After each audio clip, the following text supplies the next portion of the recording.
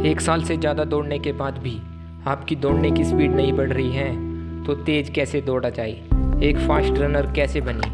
आज की वीडियो से मैं आपको बताऊंगा कि फास्ट रनिंग कैसे की जाए। दोस्तों, बहुत सारी मेहनत करने के बाद भी अगर आपकी दौड़ने की स्पीड नहीं बढ़ रही है तो इसका मतलब आपकी ट्रेनिंग में कुछ ना कुछ कमी ज़रूर रह रही है और या फिर आपकी ट्रेनिंग करने का तरीका गलत है। तो आप ऐसा क्या करें जिससे आपकी दौड़ने की स्पीड बढ़ जाए। तो चलिए शुरू करते हैं। सबसे पहले आपको एक कैमरा या मोबाइल फ़ोन लेना होगा जिससे आपको अपनी एक फास्ट दौड़ते हुए वीडियो बनानी है। वीडियो कम से कम 5 मिनट की होनी चाहिए। फिर उस वीडियो को देखें और जाने कि दौड़ते समय आपकी बॉडी का पोस्चर कैसा है। अगर बॉडी का पोस्चर अच्छा नहीं होगा तो ज़्यादा एफर्ट लगाने पर भी स्पीड कम रह जाएगी। तो वीडियो में इन चीज़ों को देखें। सर कहीं झुका ना हो और मुंह का जबड़ा कसा ना हो, आराम से होना चाहिए। शोल्डर सीधे और आराम से हों और थोड़ा सा कानों की तरफ ऊपर उठा हो। हाथों की मुट्ठी टाइट बंद ना हो, हाथ थोड़े से खुले हों। हिप्स बाहर की तरफ ना हो, ऊपर की और नीचे की बॉडी दोनों बिल्कुल सीधी रहे। तो इन चीज़ों को आप अपनी बनाई गई वीडियो में देखें। अब जो आप गलतियां कर रहे हैं उन्हें सुधारें। ऐसा करना बेहद ज़रूरी है। अगर बॉडी का पोस्चर अच्छा होगा तो बॉडी की सेंटर ऑफ ग्रेविटी सही होगी और अच्छा मोमेंटम बनेगा और कम एफर्ट में ज़्यादा स्पीड मिलेगी और बॉडी में चोट आने के चांसेस कम होंगे। फ्लेक्सिबिलिटी, तेज़ भागने के लिए बॉडी का लचीला होना बहुत आवश्यक है। बॉडी जितनी फ्लेक्सिबल होगी उतना ही अच्छे से और स्पीड में रिएक्ट करेगी, जिसके लिए आपको हमेशा दौड़ से पहले और दौड़ के बाद फ्लेक्सिबिलिटी का अभ्यास करना चाहिए। Set small targets with timing, speed को बढ़ाना है तो छोटे छोटे टारगेट सेट करें जिससे स्पीड फास्ट हो सके। जैसे कि पहले 50 मीटर का टारगेट 7 सेकंड में सेट किया।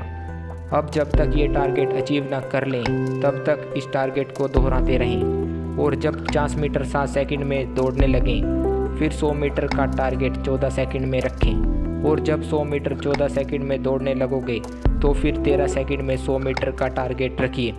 जब इसे भी प्राप्त कर लें फिर 200 मीटर को 30 सेकंड में दौड़ें और फिर 400 मीटर को 1 मिनट में दौड़ने का लक्ष्य रखें। इस तरह सीक्वेंस में टारगेट सेट करें तो आपकी स्पीड फास्ट जरूर होगी।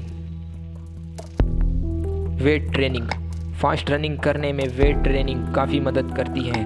तो जब आप दौड़ लगाने चाहें तो कुछ वज़न अपनी पीठ पर बांध लें। शुरुआत में कम बांधें, फिर हर हफ्ते बाद धीरे धीरे बढ़ाएं। वेट ट्रेनिंग से आपको बहुत से फ़ायदे होंगे जिनसे आपकी स्पीड बढ़ेगी। इस ट्रेनिंग से पैरों की मांसपेशियां एकदम से लोहा हो जाएंगी और अगर तेज़ दौड़ना है तो उसके लिए पैर मजबूत होने चाहिए। तो इस ट्रेनिंग का उपयोग करें। रेत में दौड़ें, रेत में दौड़ लगाने का तो मज़ा ही अलग है।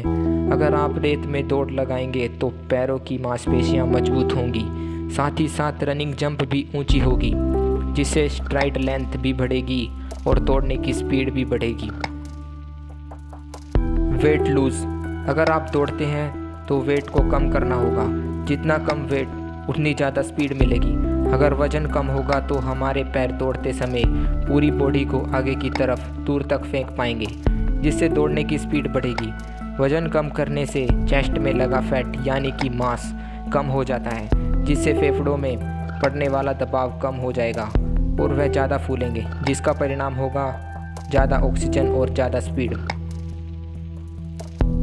Rest for recovery, fast running के लिए अभ्यास जितना ज़रूरी है उतना ही ज़रूरी आराम करना भी है और ये भी ट्रेनिंग का एक अहम पार्ट है। अगर आप रोज़ दौड़ लगाते हैं और आराम नहीं करते हैं तो उस तरह की ट्रेनिंग से बहुत ही समस्याएं आ सकती हैं, क्योंकि रोज़ दौड़ते समय बहुत सारी मांसपेशियां टूट जाती हैं और नई मांसपेशियां बनने के लिए समय और आराम दोनों चाहिए होता है। वहीं अगर आप रोज़ दौड़ लगाएंगे तो नई मांसपेशियां तो नहीं बनेंगी, जो पुरानी है वो भी ख़त्म होंगी, जिसका परिणाम होगा कि शरीर की ताकत कम होगी, खासकर कि पैरों की।